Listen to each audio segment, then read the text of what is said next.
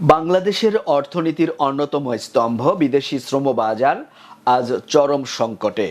মধ্যপ্রাচ্যের প্রধান গন্তব্য যেমন সংযুক্ত আরব আমিরাত, কাতার, ওমান, লিবিয়া, ইরাক ও জর্ডানে শ্রমিক নিয়োগ বন্ধ থাকায় এবং সৌদি আরবে প্রক্রিয়া স্থগিতের উপক্রম হওয়ায় লাখো কর্মী ও তাদের পরিবার বিপাকে। তবে সম্প্রতি মালয়েশিয়ার সাথে নতুন চুক্তির মাধ্যমে আশার আলো দেখা দিয়েছে। মাননীয় প্রধান উপদেষ্টা ডক্টর মোহাম্মদ ইউনূসের ব্যক্তিগত প্রচেষ্টা এবং প্রবাসী কল্যাণ উপদেষ্টা ডক্টর আসিফ নজরুলের মালয়েশিয়া সফরের পর দ্বিপক্ষীয় চুক্তি স্বাক্ষরিত হয়েছে। গত ২২ মে মালয়েশিয়ার উচ্চ পর্যায়ের দল বাংলাদেশে আলোচনা চালিয়ে এই বাজার পুনরুদ্ধারের পথ প্রশস্ত করেছে। কিন্তু কিছু কুচক্রী মহল, যাদের ভারতীয় স্বার্থ সংশ্লিষ্টতা নিয়ে প্রশ্ন রয়েছে, তারা মালয়েশিয়ায় বাংলাদেশি শ্রমিক প্রেরণে বাধা সৃষ্টির চেষ্টা করছে বলে অভিযোগ উঠেছে।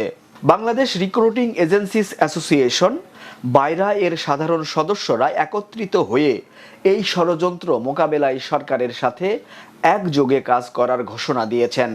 বিশেষজ্ঞরা সতর্ক করেছেন, শ্রমবাজার সংকট অব্যাহত থাকলে রেমিটেন্স প্রবাহ ও দেশের অর্থনৈতিক স্থিতিশীলতা ঝুঁকিতে পড়বে। বাইরা ও সংশ্লিষ্টদের ঐক্যবদ্ধ প্রচেষ্টাই এই ক্রান্তিকাল কাটিয়ে উঠতে পারে বলে মনে করা হচ্ছে।